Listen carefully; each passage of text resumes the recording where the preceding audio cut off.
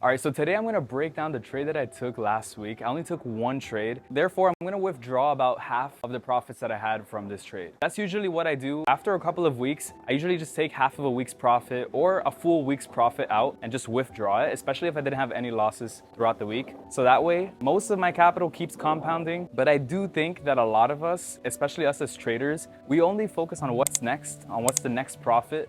But we never actually take a step back and realize we've actually come a very long way from when we first started. I think what that's gonna do is it's gonna reinforce all of the habits you've been putting in, all of the back testing you've been doing, all of the practice. And if you actually take some money out of the markets and you realize, look, it might not be where I ultimately wanna get to, I don't have to reach the finish line to be happy. So let's get inside the house and I'm actually gonna break down on the charts what it is that I did to catch this trade.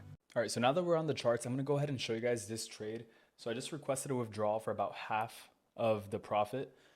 So that's about a 5.2K withdrawal that we had this week. Only took one trade, so very nice week. First of all, how did I find it? And what I saw that basically made me very, very confident on this trade, if not almost certain that it was gonna go down. You can never be 100% certain, but you can always stack up your confluences so much to the point where it's unrealistic that the market wouldn't go where you think it is. First of all, on the weekly time frame, super clean because we had this top move up that we had made, and then the market from there came down, essentially forming a lower high on the weekly time frame. This is months and months of price action, and I usually don't go this far back on the weekly, but if you do look at it and you do take that into consideration, it is in a bearish trend. And even if you only look at the past couple of weekly candles, you'll see they were bearish. We have candles going in the direction that we're looking to trade. So that already adds a whole lot of confidence to going short. Because then when you go on the daily time frame, this is where you see kind of that intraday short price action, right? Where price action is continuing to go lower and it's forming lower highs. And now it seems like we just formed another lower high. But we took this sell on the third lower high before this one was made. So it was even a stronger bearish trend when I took the sell than now where the market has already kind of bounced up. So this is the first one. This would be the second one right here. This would be the third one. So I'm not going to draw it here because it's on the daily. We'll draw it once we actually get into the smaller time frames like the 4 hour. I usually try not to mark up my charts too much on the daily chart. And one thing you could do to make your chart even cleaner is go here. You double click the rectangle, you go to visibility, and you take off daily and weekly. Because when you're doing your higher time frame analysis, sometimes those rectangles can get in the way and you're just trying to get an overall picture of what's happening. So you'll see I actually entered in short after a strong bullish candle. And you might be saying, well, why did you enter in there? Well, first of all, we have this strong area of reaction here where the market had already bounced off multiple times. And I didn't think that that bullish candle alone, it was just one strong bullish candle, was going to be enough to actually change the trend and start going bullish. We had no information that the market was going to start going bullish off of there.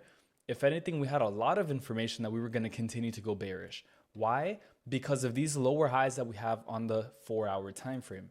This is market structure right here. This is the textbook, I guess, time frame for this trade. I'm going to go ahead and pin this here to the top, because this was the key to the trade. The market structure on the 4 hour chart was what told you where the market was going to go. Because notice here, we came down and then the market extended all the way back up. Where did it go back up? Right around the 50% on the Fibonacci. You'll see it's almost to perfection right at the 50%. And just to see here the entry that I had, it was at 634. Okay, perfect. I have it right there where I got in and I got out at 597. So didn't quite catch the full move, but that's because I placed my take profit once we were down there. I had a take profit that was lower and I had a stop loss. Essentially kind of like a stop loss, but I like to look at it as a take profit. I think my take profit got hit on this because I had two take profits. One that was lower if we continue down and one that was higher than the current price. This is when price was right around here. They're both take profits because either way I was catching a 1 to 2 risk to reward minimum. I was going to at least catch a 1 to 2, even if the market reversed, which is what happened. So I got out here. If not, this could have been a way bigger trade, by the way. But back to the reasons why I took it. 4 hour chart, 50% Fibonacci on the first one. Then on the second one, All right, we retrace around 60 to 70%. Let's see right here. Actually, yeah, right around 60% between the 50 and the 62%. So another perfect retracement, leaving yet another structural high. When I say structural high, I mean we have a lower high relative to this one. And it's just a very nice stepping stone for the market to continue to go down. And then if I do the Fibonacci again on the last one, that's where the market actually retraced a little bit deeper, which is what made me even more confident because we had the highest retracement so far on an area that was very strong. This green zone here, notice how we respected it here, then the second time, a third time, which is like a mini tap, a fourth time here with like a mini break and retest, and then here with the major break and retest once the market fully came all the way back up. And guess where price ended up rejecting at? Right at 2.00. So if you look at the right hand side of the screen, you'll see this is a psychological level, 2.0. The market participants see that price and they're going to immediately either buy or sell. Remember when Euro USD went below $1?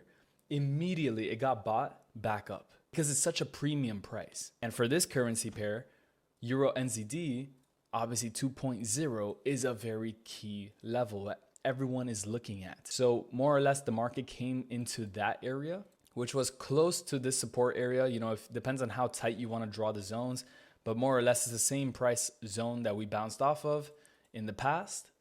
And then we used it now to enter in. That's when I decided to enter in that short. So then if we go down into the 1 hour chart, we can actually see some entry confirmations as to why I took this short position. Now in this case, I did see an engulfing bearish candle, which gave me a lot of confidence to get in. Because once I saw this engulfing candle right here in the center, I know that sellers are stepping in. There's more sellers than buyers. Keep in mind, as the market is retracing, buyers have to be in control. It's the only way to get back up to the area of interest. But once you reach the area of interest, buyers cannot stay in control. You cannot continue to have larger bullish candles than bearish candles. Because if you do, it's not retracing, it's just going higher. So the number one thing you need to see is sellers stepping in at the area that you're looking to trade at, which in this case, we're looking to trade right here, close to 2.0. We see an engulfing bearish candle. That tells us there's a lot of selling pressure coming in. Then we see some small bullish candles, and then we see a continuation, a follow-up with bearish candles. And then you can enter in your trade pretty safely. And you have a very safe stop loss all the way up here for 50 pips. I could have had a tighter stop loss, obviously. Most of my trades, I could have tighter stop losses and have an even bigger risk to reward. But I do this because even if the market were to go against me, a lot of the times I know how to reduce my risk. So I end up losing even like half of the stop loss. That's why I actually like having the bigger stop losses, because it gives me that flexibility. It protects me against any wicks. Sometimes the market will go like this, it'll wick and then it'll come back down. Having this 50 pip stop loss protects me from that. A lot of traders, they'll take a loss because they have a tighter stop. Me, I can risk more on the trade because I know a lot of the times the market's not even going to hit my full stop. I'll just end up closing right before. But even if it does hit my full stop, we're still at a minimum of like a 1 to 2 or 1 to 2.5 risk to reward.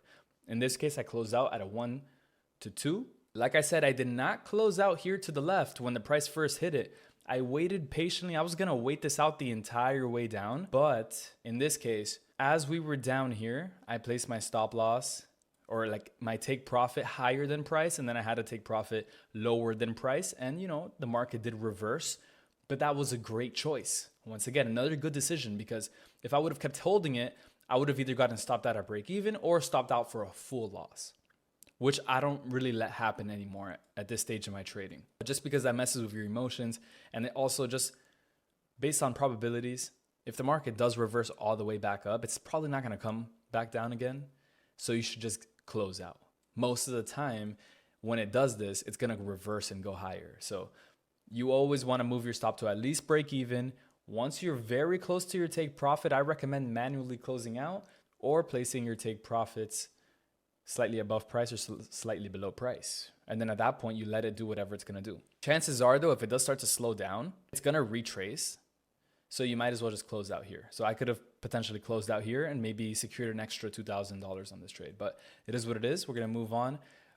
I just want you guys to look at the beauty of this trade. Look at this trend line. Look at the fact that we have 3 lower highs. Perfect. Could have not been a more perfect trade, if I'm being honest with you. We had a 50% Fibonacci retracement. Then we had a 60% Fib.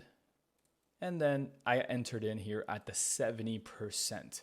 How do you know exactly where the market's going to retrace? Well, you don't always know.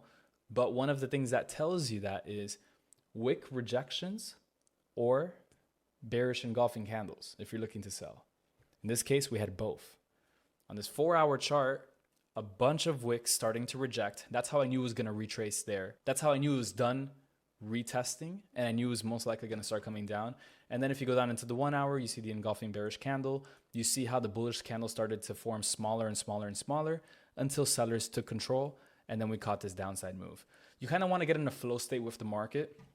You want to understand the fundamentals of market structure, and you kind of want to just tell yourself a story about what the market's doing, why it's doing it, who's in control, is it buyers or sellers, and what type of phase of the market are we in at the moment. Are we bullish? Because this market was bullish for a very long time. Are we consolidating like it was here for a very long time? Or are we bearish like we were here? We caught the sell, and now am I going to sell it now? No, because now we are consolidating. And I'm just waiting for the next trend to form to the upside, and then I could catch like a break and retest here to the upside.